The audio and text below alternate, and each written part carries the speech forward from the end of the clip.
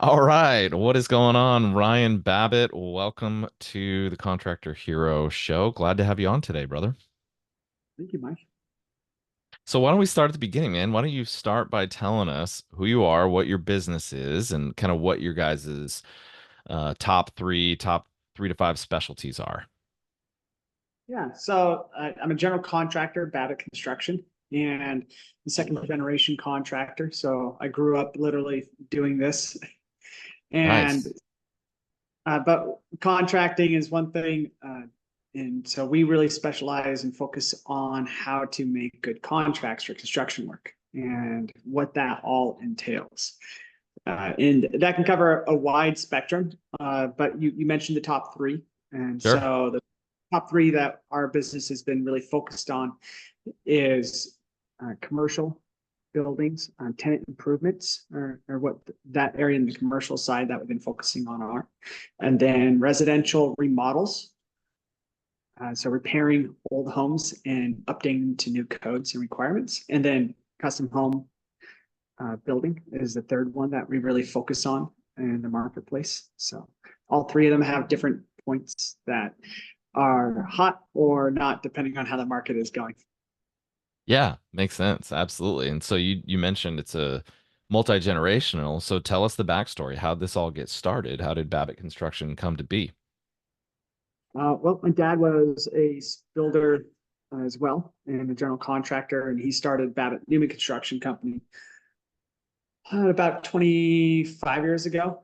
And he ran that for about 20 years, building schools primarily for public works in many different jurisdictions. He built about like 110 of them. Oh, wow. Uh, yeah, so uh, pretty much a school in every city. Locally here in the Northwest. Yep, That's yep, great. all north and south, pretty much of I-5, and then a little bit in eastern Washington as well. So, yeah, if you've That's seen a great. school, there's about 1 in 4 chance Babbitt Newman was the person that had their hands in it, and Uh-huh. about a third of those I had my hands in too as well. That's awesome. But while I was growing up, he was also remodeling homes, and so we'd move into a new house every like 2 or 3 years. So Fun. uh, Always projects going on then. yes, yeah. So I had the opportunity to spend a lot of time growing up in that kind of environment, seeing what it's like, and then being a professional in that environment for the last 20 years. That's great. And at what age did you know, yeah, this is it. This is what I want to do, or was it just kind of ingrained in you ever since you were a kid? Like you wanted to be around dad, you wanted to do the same sort of things. Like how did you come to know that? I would say I was always been working my summers and weekends since I was 16. Mm-hmm. And then once I graduated, I was always into trades and I wasn't 100% sure, like, yes, this is what I'm sticking to until I was about like 24, 25. And Mm-hmm. then I focused on about 24, that full time and augured into that direction. Nice. But in that time, I'd always had a trade job full time, essentially. So, What sort of trades, just out of curiosity, what different trades were you into in your early 20s? uh, so let's see, early 20s was, well, yeah, straight out of high school, I did some summer work for my dad as a laborer, primarily running jobs, uh, and like labor wise across what his needs were there. And then as I about 20 years old, I got into tile setting Mm-hmm. and became a setting apprentice for a couple of years. Did that, yeah, for 2 solid years. And then I became a roofer for 2 years after that. Nice. Yeah. Spent a year as a concrete finisher. Okay. So, and then always doing remodel work on the side too. So I had side jobs pretty much until I started my company. Yeah. And then Nice. my company became my side job and my focus job too. So, but Kind of dabbled in all sorts of things before you decided to get back into the family business, huh? yeah, yeah, definitely had a chance to go check everything out. But what that all kind of aligned to 2009 is when I was like 25 and needing work because the marketplace had dried up.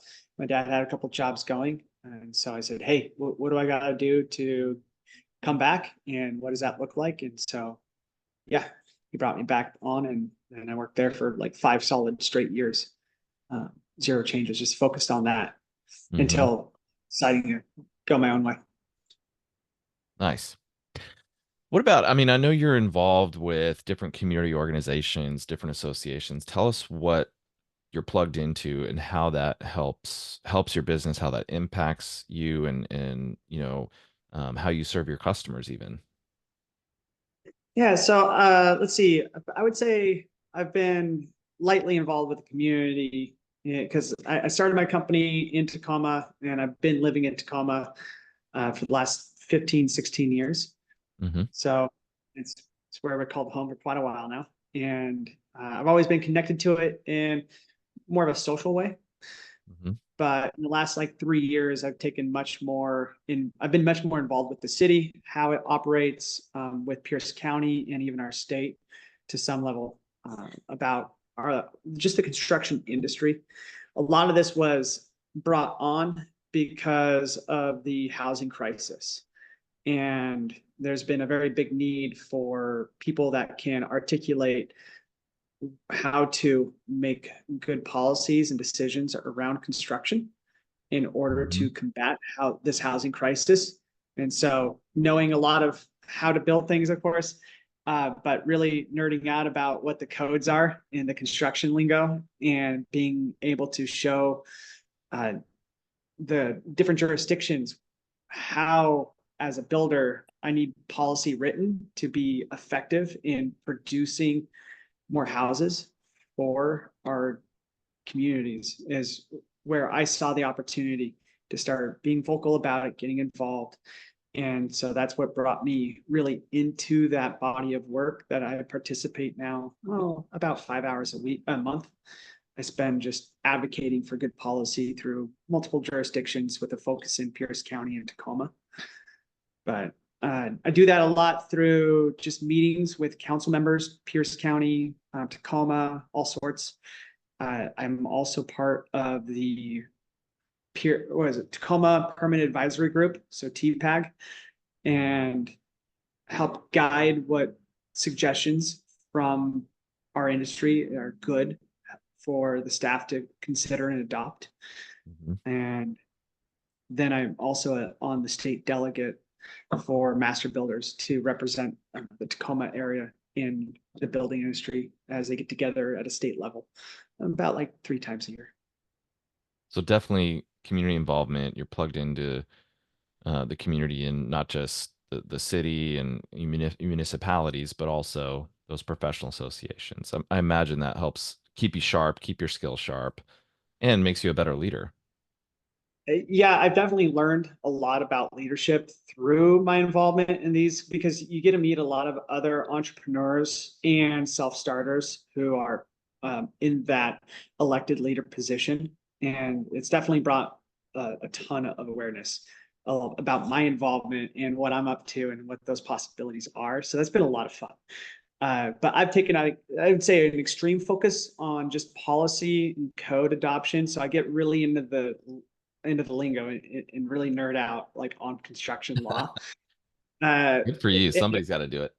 yeah, and I guess I got a bit of a knack for orating in the boilerplate details to politicians and constituents to say, all right, if we want housing, then the policies and the code, which is like thick, like King James Bible version thick.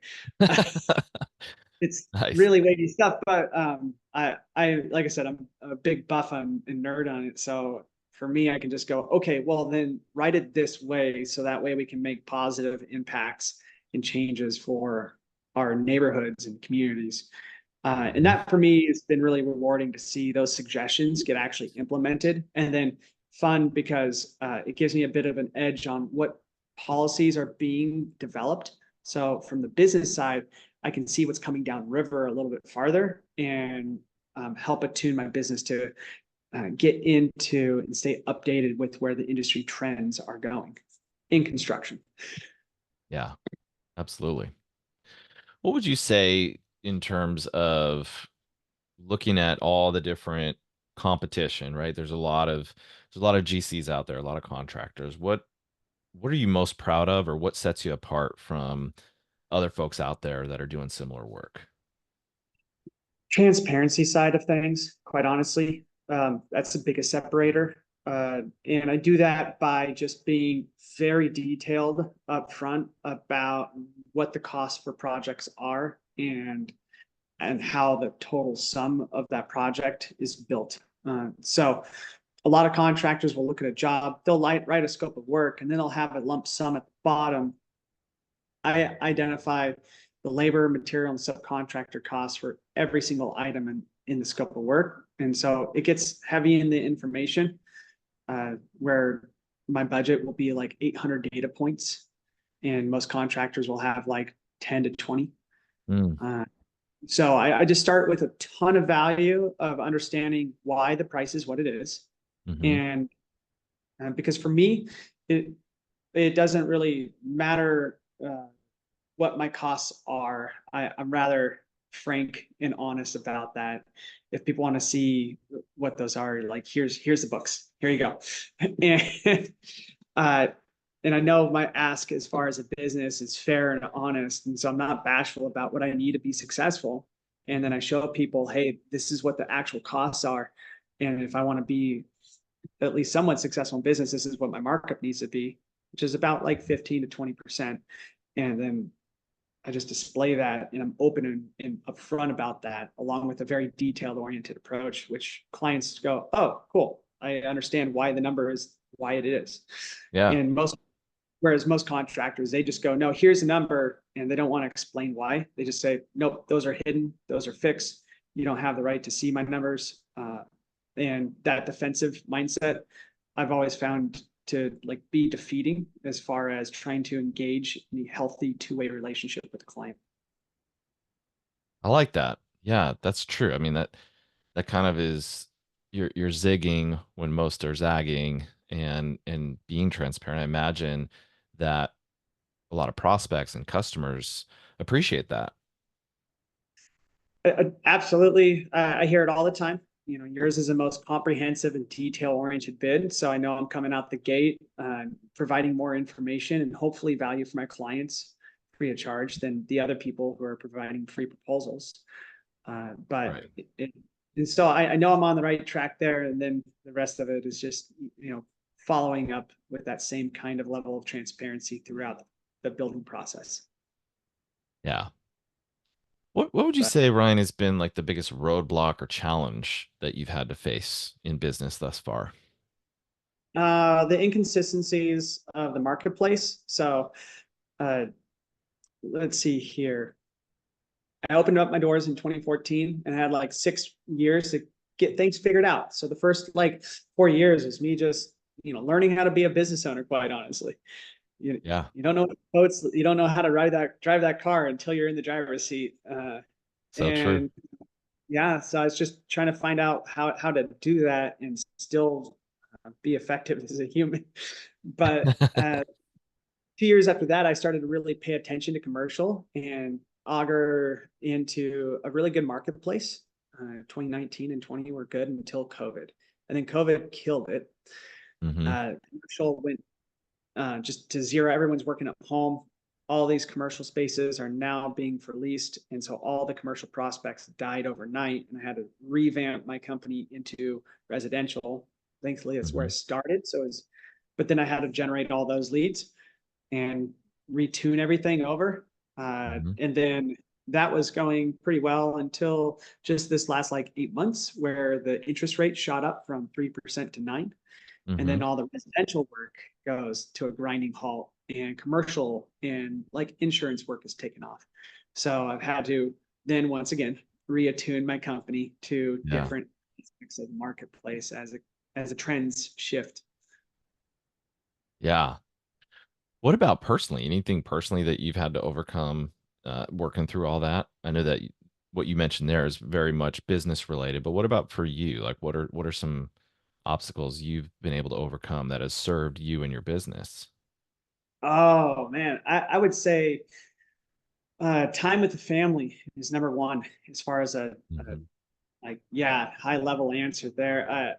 I personally have a pretty strong work ethic. I like to work 70 to 80 hours a week. But that's not really conducive to having a well-rounded work life with your family. Uh, so finding finding ways to manage my schedule to effectively communicate between those two worlds and set clean and good expectations. Uh, I'm not perfect at it, but I will say I have a bit of a knack of it now.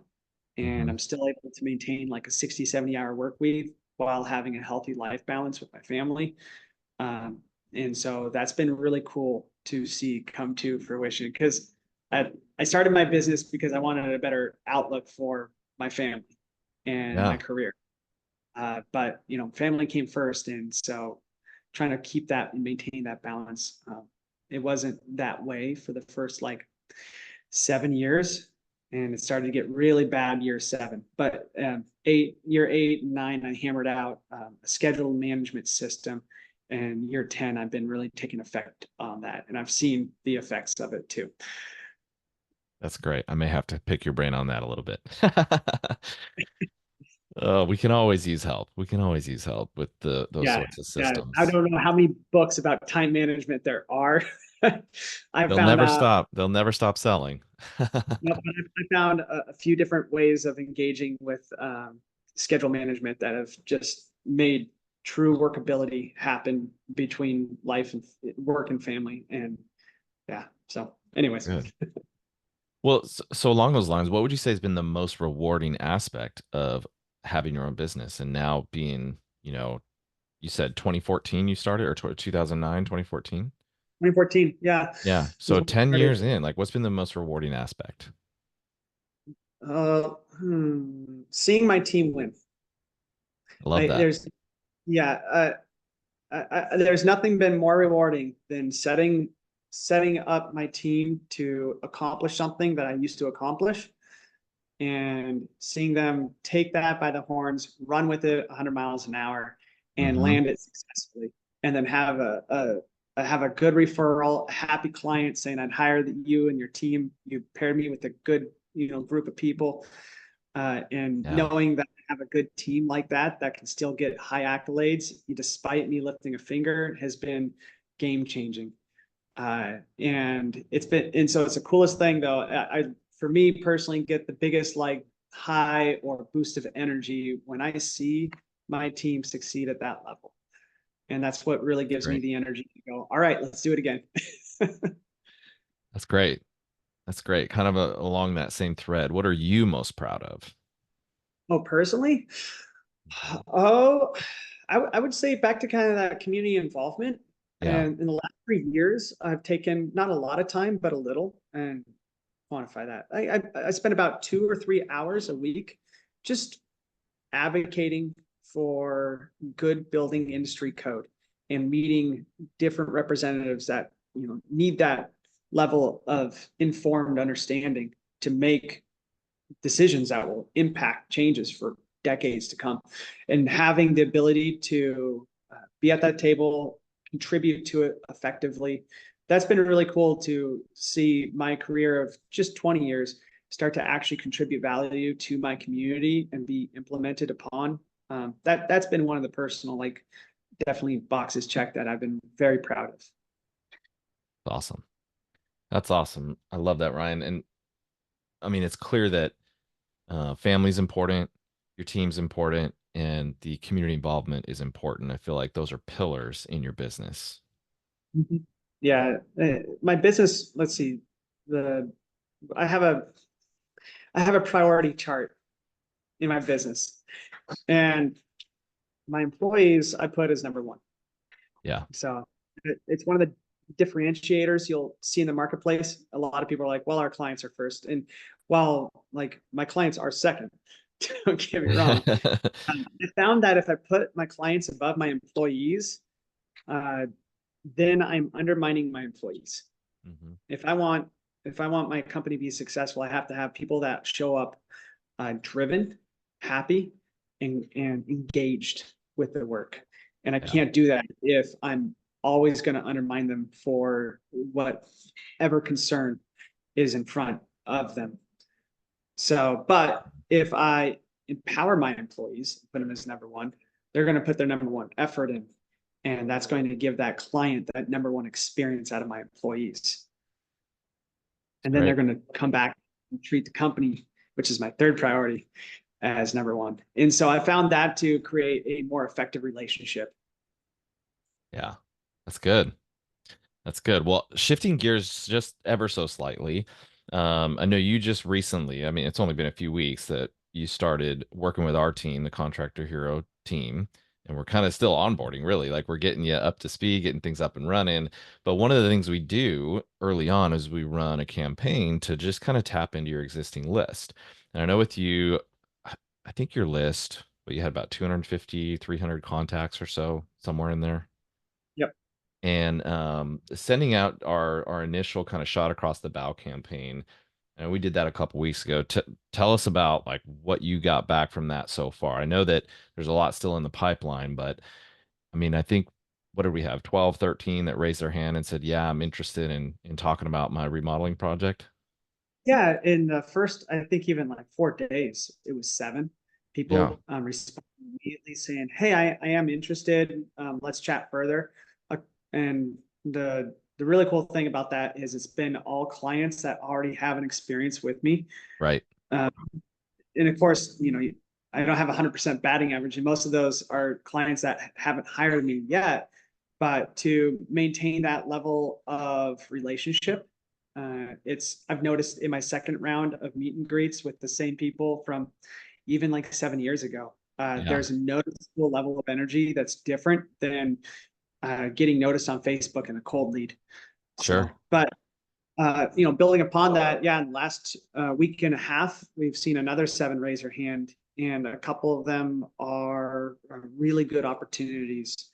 Uh, Yeah, like them are ones that I'm going, okay, cool, this is absolutely worth their time. And then, three of them are like, well, maybe I can keep someone busy or at least refer these to another good contractor, yeah. and gain some uh, exchange there because a lot of contractors I know are better at certain things than I am, but I'm always interested in trying to just direct people in the right direction. Yeah.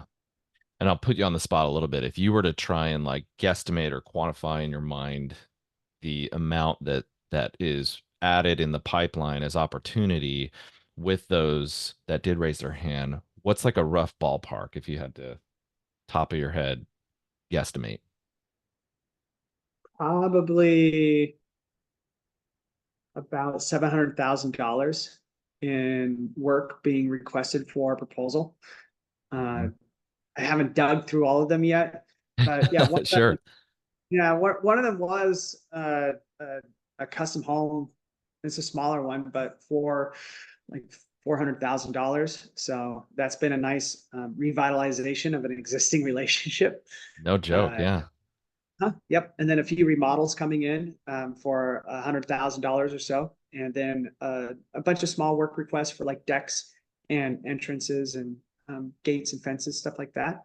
So, That's awesome. but yeah, so I Yeah. would say probably like three really big opportunities that Yep. are perfect fits for where I want to go in business, and then another like four good fits for kind of the bread and butter work, like remodeling, where I got my start. Yeah. So, mhm. So cool. I mean, all off of a single just text message where we put together a simple offer to get people to raise their hands. And, we're really mining for gold in your existing list. And you have a small list, to be honest with you. Like your list is pretty small in comparison to other contractors that we've worked with that maybe have like 1,000 or 2,000. So the fact that you've been able to, again, don't count we're not counting your chickens before they hatch, but still the amount of revenue potential in your pipeline, that's pretty cool to see, man. It is, and I think one of the things that you said that caught my attention is we've only just sent out a mass text, Right. and And just off of that little bit of energy, we've received like 12 qualified leads Yeah, in a very short amount of time. And I know we have a lot of plans to do more with that. And that's right. excited to see if we got that kind of engagement out of a simple text message, what else we can put together in the next few weeks and seeing where that's going to go. Yeah, imagine once we start actually touching your list every month, every couple of weeks, and keeping you in the forefront. I'm excited for it too, man. Well, Ryan, this has been great, buddy. I appreciate you taking the time today. Oh, absolutely. Yeah, you too, Mike. I appreciate the time.